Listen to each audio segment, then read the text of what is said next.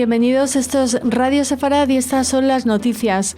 Vamos a ofrecerles los titulares de hoy, de unas noticias que comenta Jorge Rosenblum. Hola, Jorge. ¿Qué tal, Raquel? Como les decíamos, empezamos con los titulares. Un hombre fue apuñalado hasta la muerte en un presunto ataque terrorista en la terminal de autobuses de Haifa. Estados Unidos respalda la demanda israelí de un nuevo marco para Gaza, mientras los familiares de los rehenes exigen pasar a la segunda fase. Israel suspende la ayuda a Gaza, alegando la negativa de Hamás a extender la primera fase de la tregua. Egipto dice que el plan de reconstrucción de Gaza está listo y que intensificará esfuerzos para la segunda fase. Netanyahu se disculpa con el rehén recientemente liberado, Eri Sharabi. Lamento que hayamos tardado tanto. Estos son los titulares. Comenzamos con la primera de las informaciones. Un presunto terrorista apuñaló este lunes por la mañana a varias personas en un importante centro de tránsito de Haifa, matando a un hombre e hiriendo al menos a otras 4 personas.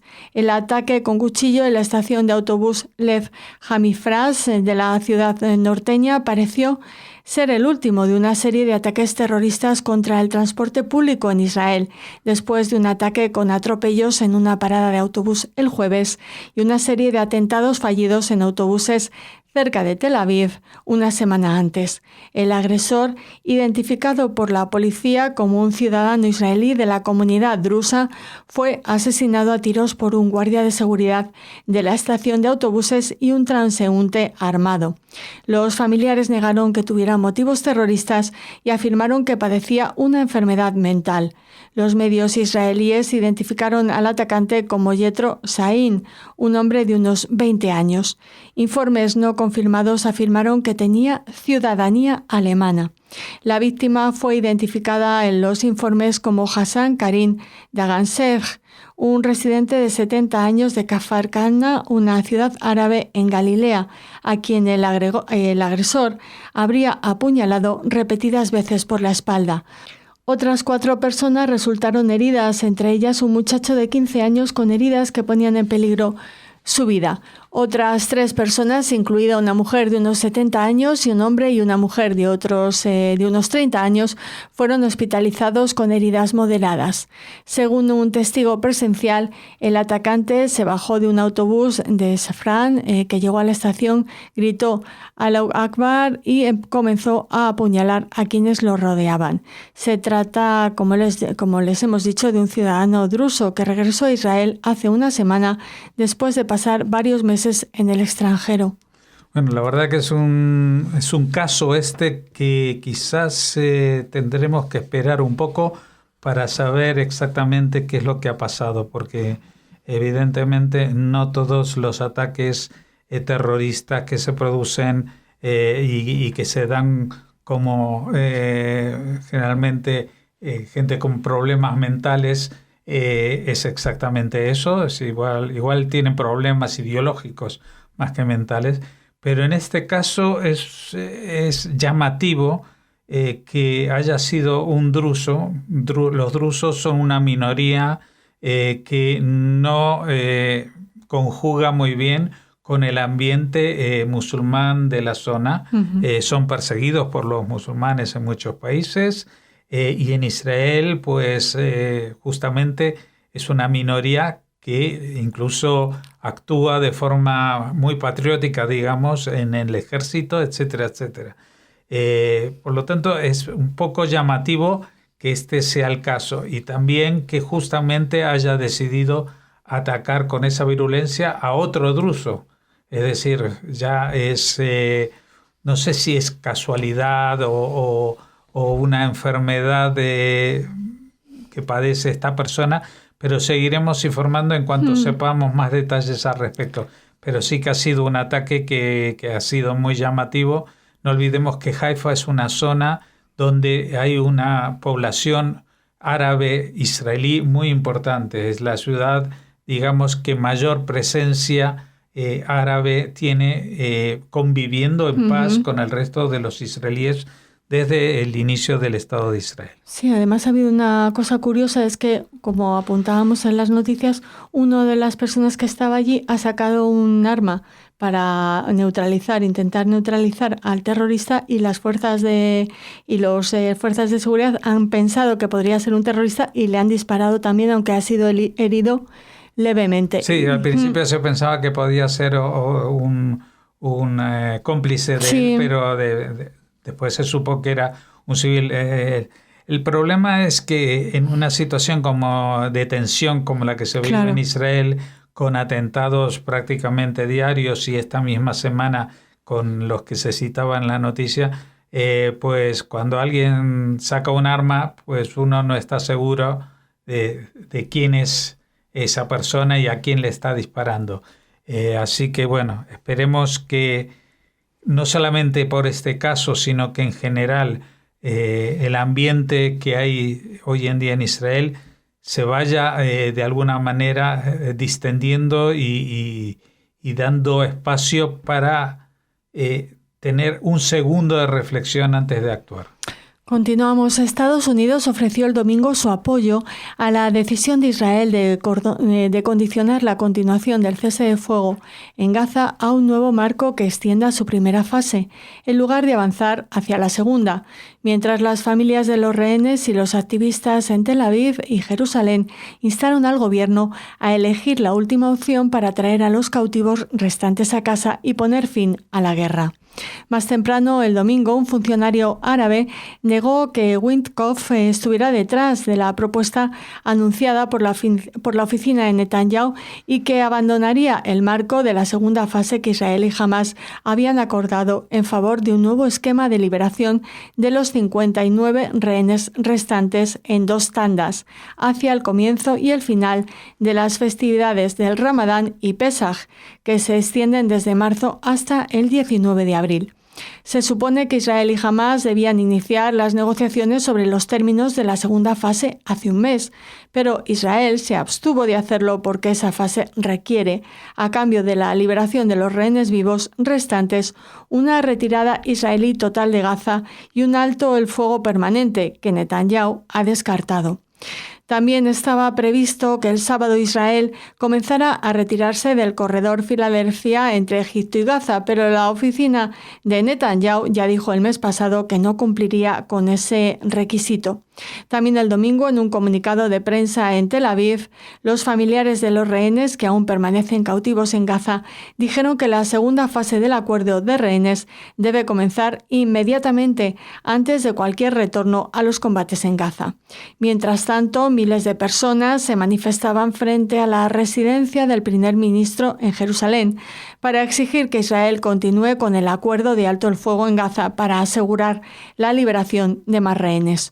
Los grupos terroristas en la Franja de Gaza tienen aún secuestrados a 59 personas, incluidos los cadáveres de al menos 35, cuyas muertes han sido confirmadas por el ejército israelí.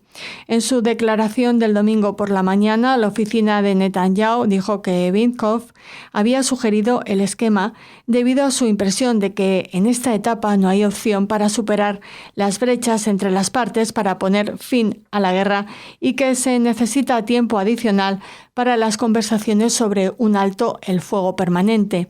La declaración afirmaba que Hamás ha rechazado hasta ahora el plan estadounidense e insinuó que si no cambia esta postura, Israel podría reanudar la guerra contra el grupo terrorista palestino que se desató por el ataque de este último el 7 de octubre de 2023 y que ha estado en pausa desde el 19 de enero de 2025. Bueno, ya saben, y si no lo saben se lo contamos, de que el Ramadán, el mes sagrado del Islam, ya comenzó. Hemos visto las celebraciones en la Franja de Gaza con mesas repletas, con comida abundante, etcétera, etcétera. Mientras se trata de hacer una especie de puente, incluso en el plano más espiritual, entre esa celebración sagrada y la próxima celebración sagrada de la Pascua judía, del Pesaj, que tendrá lugar, en torno a principios de abril. y que habría que aprovechar esas fiestas para liberar 2 tandas de rehenes que acabarían con todos los que todavía están en manos de Hamás. Hay que recordar que estas liberaciones no se hacen de forma gratuita, es decir, no es que Israel diga liberan a los rehenes y solamente es problema vuestro. No, Israel tiene que liberar a cambio muchos presos palestinos con delitos de sangre, de terrorismo y con muchas muertes en su haber. Pero pese a ello, pues el grupo Hamás no quiere proseguir con esta serie de intercambios porque su objetivo es conseguir algo que ni Israel ni, hay que decirlo también, ni Estados Unidos está dispuesto. Es decir, de que una vez que se acabe este intercambio de prisioneros, pues se acaba la guerra y todo sigue como antes y jamás vuelve a ser el dueño y señor de la Franja de Gaza. Esto es inaceptable totalmente para Israel y para Estados Unidos, e incluso diría que para muchos países árabes de la zona, porque esto encumbraría aún más a un grupo que no solamente es un grupo islamista radical, sino que a diferencia de lo que en Occidente algunas personas piensan, no tienen ningún interés en crear un Estado palestino. El único interés de Hamás, y así lo declara en su carta fundacional, es expulsar a todos los infieles de la tierra que una vez fue del Islam. Esto traducido al español quiere decir echar al agua, en el mejor de los casos, y si no asesinar a todos los judíos que viven en la tierra de Israel. Y esto evidentemente Israel no lo puede aceptar, y no puede aceptar que este grupo siga ahora, aunque haya sido derrotado y tenga menos armas, al frente de estos 2 millones y pico de personas, y haciendo crecer allí una especie de invernadero del odio hacia Israel y los judíos.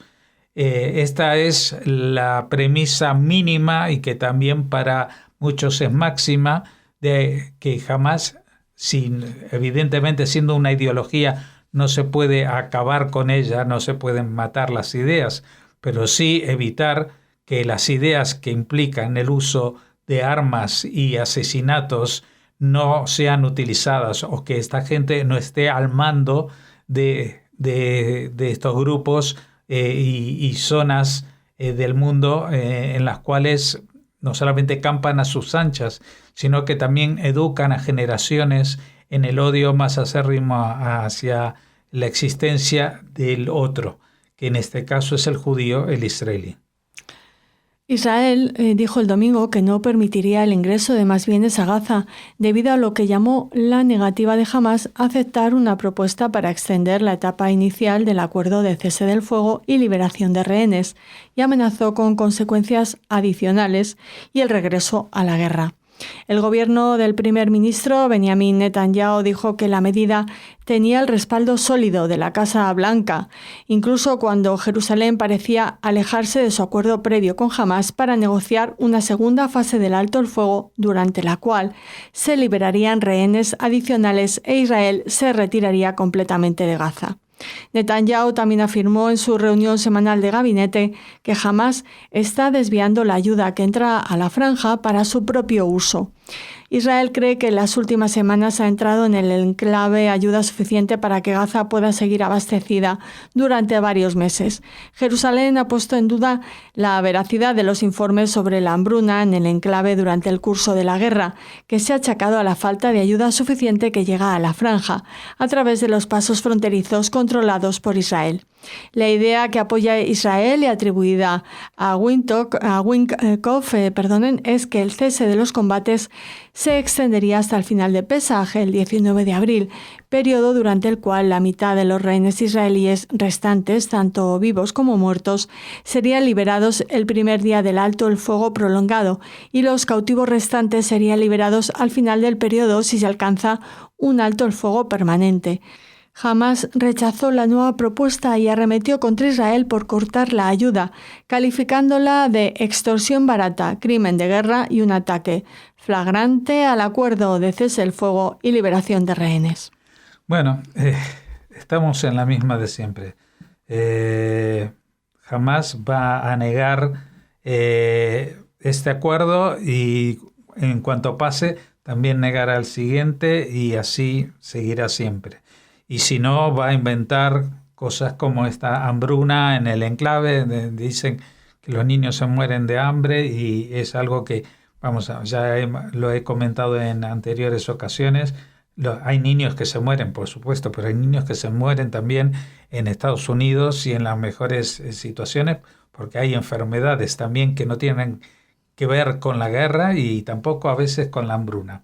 Y evidentemente aquí hay un problema porque la hambruna sí que puede ser provocada a pesar de que hayan muchos víveres, porque si hay alguien que controla el acceso a estos víveres y a estas medicinas y todo lo que ello supone, y que es un grupo terrorista yihadista, pues entonces da igual cuántos camiones de ayuda humanitaria entren. Lo que está claro es que desde que ha habido este cese de fuego, el alto el fuego, hace 6 semanas, pues ha entrado muchísima ayuda humanitaria, hasta el punto de que yo convendría que alguien hiciera la cuenta cuántos camiones de ayuda humanitaria per cápita o qué cantidad de ayuda humanitaria per cápita entra para los gazatíes y qué cantidad de ayuda humanitaria hay en el mundo para los países y zonas de países en las que se está pasando hambre y que no aparecen en las noticias. ¿Por qué? Porque desgraciadamente o afortunadamente ellos no están en posesión de armas para presionar al mundo, ni tienen los suficientes apoyos ideológicos en el resto del planeta para hacer que su situación sea considerada como lo más importante que está pasando. Así que, bueno, esto se está alargando en el tiempo. Van a haber problemas en los próximos días, pero en esta ocasión Israel cuenta con un apoyo que no ha tenido en años pasados y que es que la actual administración estadounidense no solamente que defiende el endurecimiento de estas posturas israelíes, sino que ya saben que por declaraciones del propio presidente estadounidense, pues la solución que propuso era arrasar con el grupo y con los civiles que haya, algo que Israel no ha hecho porque evidentemente todavía hay 59 personas, la mitad o más de la mitad muertas, pero que sus cadáveres también son esenciales para sanar a la propia sociedad israelí. Así que también Hamás es muy consciente de ello, que si entrega a todos estos prisioneros, o mejor dicho, secuestrados y cadáveres, pues se le va a acabar las garantías de su propia seguridad de los líderes de este grupo terrorista. El ministro de Exteriores egipcio afirmó el domingo que el plan de reconstrucción de Gaza de su país, que garantizaría que la población palestina permanezca en la franja, está listo y será presentado en una cumbre árabe de emergencia este 4 de marzo. Los estados árabes que rechazaron rápidamente el plan del presidente estadounidense Donald Trump para que Estados Unidos tome el control de Gaza y reubique a los palestinos están luchando por acordar una ofensiva diplomática para contrarrestar la idea. El plan de Trump, anunciado el 4 de febrero durante un frágil alto el fuego entre Israel y Hamás en Gaza, ha enfurecido a los palestinos y a los países árabes y ha trastocado décadas de diplomacia estadounidense que imaginaban a la Franja de Gaza como parte de un futuro Estado palestino bajo una solución de 2 estados. El contraplan egipcio no será puramente egipcio o árabe, sino que buscará apoyo y financiación internacionales, también europea, para garantizar su exitosa implementación. El egipcio dijo que después de la cumbre árabe de emergencia habrá una reunión ministerial urgente en Arabia Saudita de la Organización de Cooperación Islámica, donde los ministros de Relaciones Exteriores presionarán para que los resultados de la cumbre se presenten globalmente. Bueno, vamos a ver, mañana tendremos más noticias sobre esta cumbre que ha tenido lugar o que está teniendo lugar en estas horas en torno a esta propuesta de Egipto para que hacerse responsable el mundo árabe de lo que debería ser la Franja de Gaza. Bueno, ya saben, cuando se hizo este anuncio sorprendente de Trump hace justamente un mes, el 4 de febrero, pues todo el mundo se rasgó las vestiduras diciendo que era una barbaridad, que él quería hacer un resort turístico en la Franja de Gaza. Ya entonces aquí en Radio Sefarad comentamos que evidentemente por lo menos para un servidor que está comentando estas noticias, esto no era una propuesta real, sino que era un acicate para que la gente del Medio Oriente, los países de la zona, se pusieran a trabajar en verdad para solucionar este problema. Y aparte porque les puso nombre y apellido, dijo Egipto y Jordania van a ser los que van a recibir a estos millones de palestinos que viven en Gaza.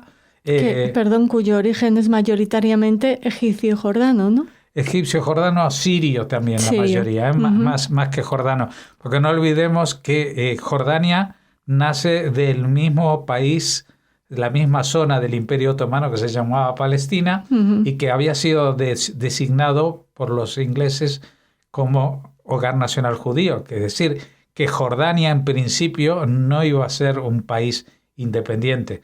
Pero en el Tratado de Roma en 1920 ya se dieron para que no hubiera conflictos con la población local en Palestina y la mayoría, el 70% de la población de Jordania son palestinos. Y eso es justamente lo que horroriza más al rey jordano, que no es palestino. La esposa sí. Bueno, la esposa sí, pero la dinastía es hachemita, vienen de Arabia. Vamos a ver, es que no son los nativos de ese país ni lo han sido nunca. Tampoco los palestinos han sido nativos desde hace siglos. A mediados del siglo XIX, en lo que hoy en día se llama Israel y los territorios palestinos, pues había una población muy escasa y solamente empezó a repuntar esa población cuando surgió el sionismo y empezaron a llegar judíos y querían hacer que el país floreciera y entonces había trabajo. Y entonces vinieron muchos árabes de países árabes vecinos, de Egipto, de Siria, etcétera, etcétera, para trabajar en la construcción de ese nuevo país, de ese Israel que todavía no existía. Ese es el origen de la población palestina. También hay que mencionar con un poco de cifras en la mano que cuando se declaró la independencia del Estado de Israel a instancias de una resolución de Naciones Unidas que también contemplaba la creación de un Estado árabe, porque ahí no se decía palestino, un Estado árabe en ese territorio, pues resulta que se produjeron desplazamientos de poblaciones a instancias del líder religioso mufti de Jerusalén en el exilio, que desde Egipto les decía a los árabes que poblaban esa zona: retírense a la Franja de Gaza para que no los masacremos a ustedes también, porque en cuestión de un mes vamos a acabar con los judíos y podrán volver. Y en ese entonces se refugiaron ahí 700.000 personas, 800.000 quizás. Pero hoy en día solamente en la Franja de Gaza hay 2.300.000 personas.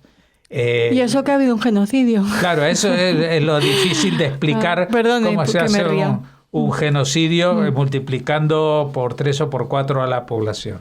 Bueno, respecto a la propuesta egipcia, pues como digo, la propuesta descerebrada, por llamarlo de alguna manera, de Trump, ha sido un acicate para que al menos Egipto se moviera en alguna dirección tratando de encontrar una solución sin que los palestinos salieran de la Franja de Gaza, porque para Egipto, si hay un país que no mira con ninguna condescendencia ni con ánimo de acoger a los palestinos, ese es Egipto, que los ha conocido durante muchos años, que los ha tenido desde el año 48 hasta el año 67, y que ha hecho todo lo posible para que los palestinos no vuelvan a territorio egipcio. No olvidemos que cuando el presidente egipcio Sadat firmó la paz con Israel, no quiso hacerse cargo ni llevarse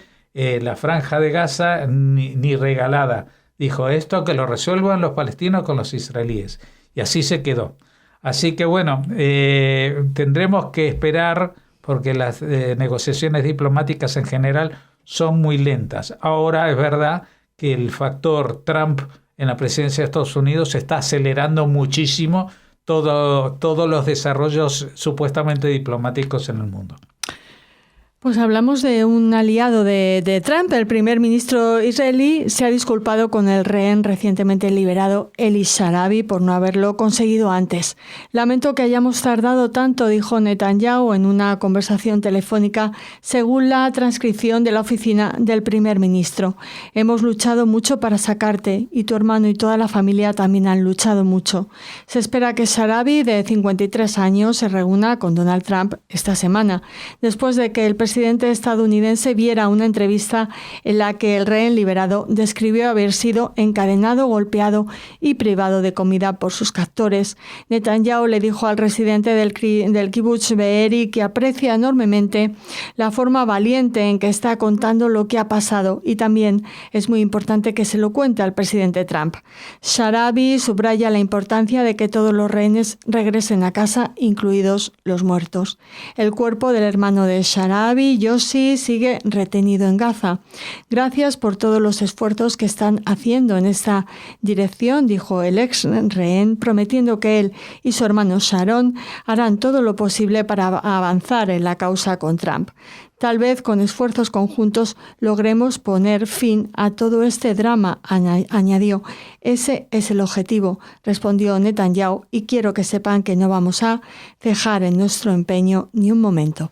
Sí, yo de todas estas palabras quiero destacar algunos detalles solamente. Estamos hablando de una persona que ha sido liberada, que va a ir a hablar en Estados Unidos con Trump, porque Trump lo invitó después de escuchar la forma valiente como está contando esta historia. Y esta persona es alguien que vive en un kibutz de la zona. No es un colono en los territorios de Cisjordania, no es un militante de ningún partido de derecha, es un militante por su propia condición de miembro de un kibutz de la cada vez más escueta franja de la izquierda israelí, y él, que viene y ha mamado de la vida en comuna, la vida socialista, y que proviene de una zona que ha sido la que durante décadas ha impulsado el diálogo con los palestinos, que ha abierto las puertas de sus casas para que los palestinos de Gaza tuvieran un trabajo y pudieran llevar el pan a la mesa de una manera digna. Esta es la persona que Trump considera que es el que va a contar a la gente qué es lo que ha pasado y qué es lo que está sucediendo, porque la gente parece que tienen una ceguera, que dicen todo Israel, como tantas veces han sido reflejados en los medios gráficos, todos Israel son radicales, colonos, judíos que van con la kipá y que van solamente por cuestiones religiosas y son imperialistas y siempre han sido de derecha, etcétera, etcétera. No. Desgraciadamente para ese tipo de público les venimos a decir de que quizás han estado equivocados durante mucho tiempo, quizás tienen que revisar en su propia biografía cuándo se han dejado manipular por la propaganda, porque esto, yo sé que siempre los judíos nos dicen, uy, otra vez vas a contar la historia de los nazis. Pues sí, voy a contar otra vez una historia de los nazis. Esto se parece muchísimo a lo que pasaba cuando los nazis iban conquistando uno y otro país y nadie hacía caso y lo único que pensaban era pacificarlos. Esto pasó con los ingleses, dijeron, bueno, está bien, van a coger un poco de Checoslovaquia, vale, a ver si con esto se calman. Y lo único que están haciendo es dándole ánimos y avivando el fuego del Islam radical y que ha acabado incluso con las esperanzas no ya de la gente de izquierda dentro de Israel, sino que también han anulado por completo cualquier esperanza de la gente que tuviera sensaciones más o menos similares en el campamento palestino, que no estuvieran agitados solamente por ideales fanáticos islamistas. Todos ellos ahora están totalmente fuera de contexto, es decir, hoy en día lo que es el palestinismo, por llamarlo de alguna manera, la reivindicación palestina como Estado laico y progresista, etcétera, conviviendo al lado de Israel, es una idea que está totalmente en declive y que están siendo atacados por sus propios compatriotas. Que ha asesinado jamás esa idea. Exacto, pero aparte de asesinarla, está venciendo, porque cuando en esta guerra que empezó el 7 de octubre del 2023, ellos atacaron y fueron masacrados, entre comillas, por los israelíes, con estos números y cifras que nadie ha podido comprobar, etcétera, etcétera, pues en vez de que los palestinos de, por ejemplo, Cisjordania, que han sido educados no en esta visión tan fanática, pues empezaran a tomar conciencia de a dónde lleva el fanatismo, pues todo lo contrario. En Cisjordania ha aumentado la violencia contra Israel, ha aumentado la violencia contra los propios palestinos que todavía resisten, intentando crear un Estado que esté al lado de Israel. Y como te digo, es una idea que ya prácticamente está siendo denostada y que va a acabar diluyéndose, como desgraciadamente también es el caso de la izquierda israelí, de los kibutzim de esa zona del sur, del Negev occidental, que lindaban con la Franja de Gaza y que durante decenios han tratado de fomentar una convivencia en paz que nunca ha podido llegar a realizarse del todo, pero que ahora se ve totalmente imposible. Pues terminamos así este informativo. Les esperamos mañana. Gracias por su atención. Gracias por seguir escuchando Radio Sefarad.